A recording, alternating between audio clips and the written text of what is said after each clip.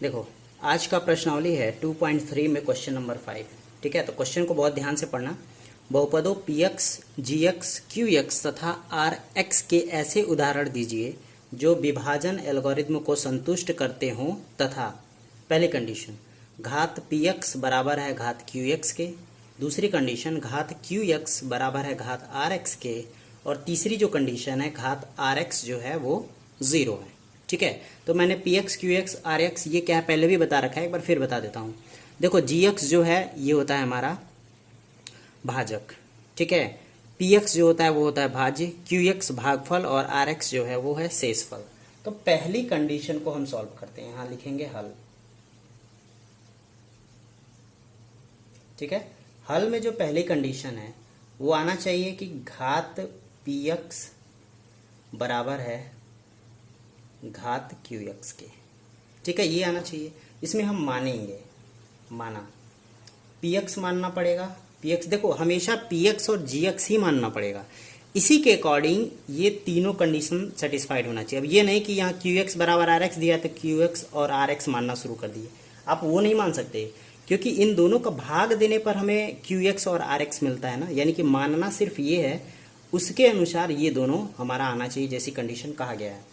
तो P x पहला मान लेते हैं, मान लो 5x² प्लस 5x प्लस 3 या 5 मान लेते हैं।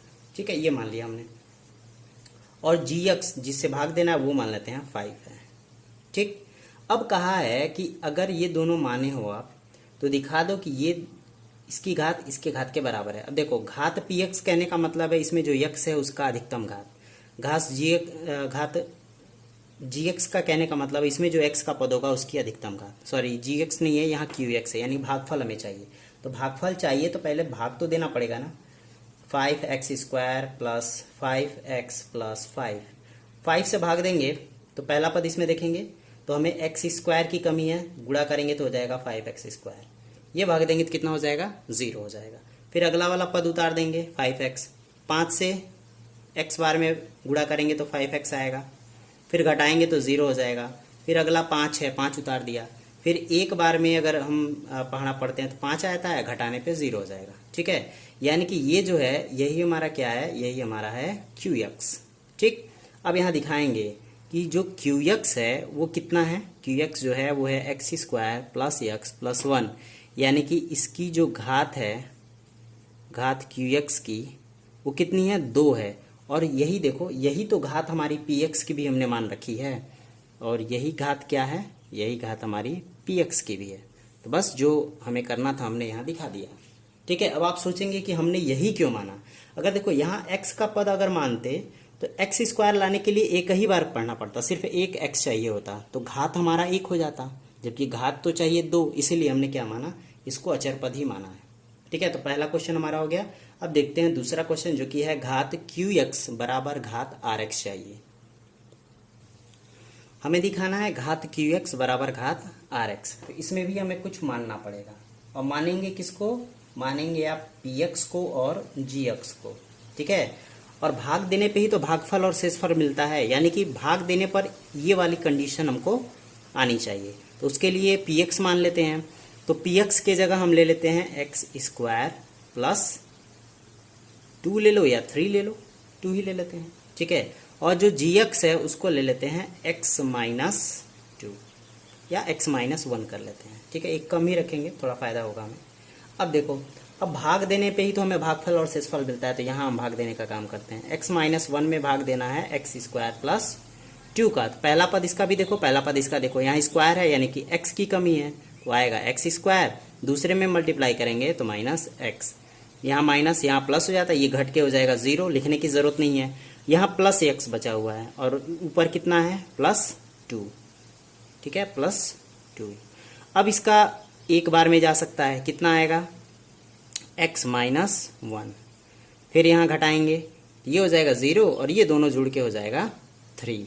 ठीक है, अब यहाँ देखो, यही हमारा आर एक्स है और ये हमारा क्यू एक्स है। ठीक है, तो हमें क्या चाहिए था, क्यू एक्स की घात आर एक्स के घात के बराबर होनी चाहिए थी। ठीक है, तो यहाँ देखो, अगर हम मान लो इन दोनों को देखें तो यहाँ पर हमने जो लिया है यहाँ आर एक्स की घात में x का पद कुछ नहीं है तो 0 मानेंगे, यानी कि घात यहाँ 0 हो गई और यहाँ घात 1 है, यानी कि ये हमारा डिफरेंट आया है। ठीक है, तो डिफरेंट आया तो आपको कुछ बदलाव करना पड़ेगा। और बदलाव कैसे करेंगे? अगर यहाँ मान लो हम 3 ले लेते हैं, ठीक है, अगर यहाँ हम 3 ले लेते हैं और यहाँ हम 1 ही रहने देते हैं, तब देखते हैं कि क्या आता है कंडीशन हमारी x-2 और x² प्लस 3 में। अब देखो इसमें x² प्लस 2x-3, हाँ ये जो हमने लिया है वो भी सही है, जो हमने लिया है वो यही सही है, क्योंकि अगर देखो यहाँ अगर देखते हैं, ठीक है, ऐसे तो हमारा रूल है कि जो डिवीजन एल्गोरिथम में जो rx होता है वो कहते हैं कि rx की घात या तो 0 होनी चाहिए या तो छोटी होनी चाहिए gx की घात से, वो कंडीशन होती है। ठीक है, अब ये देखो छोटा बराबर तो हो सकता है, ठीक है, बराबर भी हो सकता है और उससे छोटा भी हो सकता है। अब वो कंडीशन कब आएगी? जब बराबर आएगी। अगर हम एक बार और पढ़ेंगे तो वो तो कम हो जाएगी, वो करने की जरूरत नहीं है। अगर हम यहीं शेषफल अपना छोड़ दें तब भी हमारा सेटिस्फाइड हो जाएगा। कैसे? इसी को हम मान लेंगे rx। अब देखो इसकी भी घात 1 है और इसकी भी घात 1 है, तो यहाँ लिखेंगे घात qx बराबर है घात rx के। ठीक है, तो हमें दूसरा मानने की जरूरत नहीं है, इसमें भी हमारा सेटिस्फाइड हो जाएगा।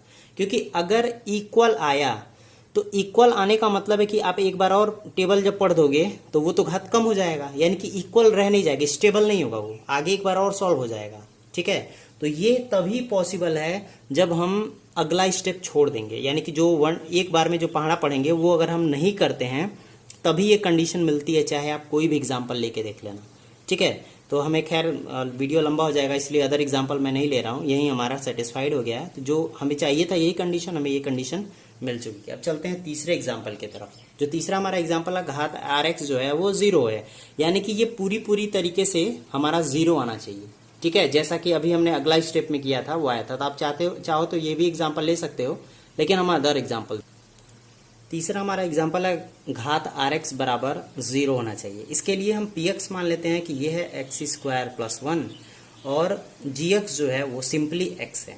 ठीक है, अब इसको करते हैं और डिवीजन करके, यानी x से भाग देना है x² प्लस 1 में। अगर एक बार x भाग देते हैं तो x में x का गुणा करोगे तो x² आ जाएगा। ठीक है, घटाओगे तो ये हो जाएगा 0 प्लस 1 बचा, यानी कि ये 1 रिमाइंडर हो गया। चाहो तो आप यहीं छोड़ सकते हो। ठीक है, तो या फिर आप एक बार और टेबल पढ़ सकते हो कि अगर मान लो हमने 0 टाइम्स पढ़ा तो यहाँ क्या आएगा? यहाँ आएगा 0, रिमाइंडर हो गया 1। आप यहाँ भी छोड़ सकते हो, आप अगला स्टेप भी कर सकते हो। ठीक है, तो आपका ये जो है सॉल्व हो जाएगा। ठीक है, तो यहाँ आप देख रहे होगे कि जो rx की घात है, ठीक है, rx की घात है वो क्या मिली है? यहाँ भी 0 मिली क्योंकि x का पद 0 है। अगर आगे एक स्टेप और बढ़ाते हो तो यहाँ भी 0 मिल रही है, यानी कि rx की घात जो है वो हमें हर कंडीशन में 0 ही मिल रही है। तो ये हमारा क्वेश्चन यही सेटिस्फाइड हो गया। या फिर आप एक और एग्जाम्पल ले सकते थे। आप px के जगह मान लो आपने ले लिया 2x²। ठीक है, px की जगह आपने ले लिया 2x² और gx के जगह आपने ले लिया सिर्फ और सिर्फ x। तो आपको क्या करना है कि x से डिवाइड करना है 2x² में। तो ये जाएगा 2x टाइम्स कितना आ जाएगा? 2x²। हाँ, आएगा 0, रिमाइंडर हो गया 0। ये बताओ x पे पावर 0 लिख सकते हैं ना, क्योंकि x पे पावर 0 की वैल्यू होती है 1, यानी कि यहाँ रिमाइंडर जो है rx जो है इसकी घात कितनी दिख रही है? 0 दिख रही है। तो ऐसे भी हो गया। आप ये भी एग्जाम्पल ले सकते हो, एक एग्जाम्पल ये, एक एग्जाम्पल ये। तो आप जैसा चाहो एग्जाम्पल करो, क्वेश्चन जो है वो हमारा सॉल्व हो जाएगा। तो आज जो है वो चैप्टर नंबर 2 बहुपद ये पूरी तरीके से खत्म हो चुका है। ठीक है, तो अगला चैप्टर जो है वो चैप्टर नंबर 3, इसको हम शुरू करेंगे नेक्स्ट डे।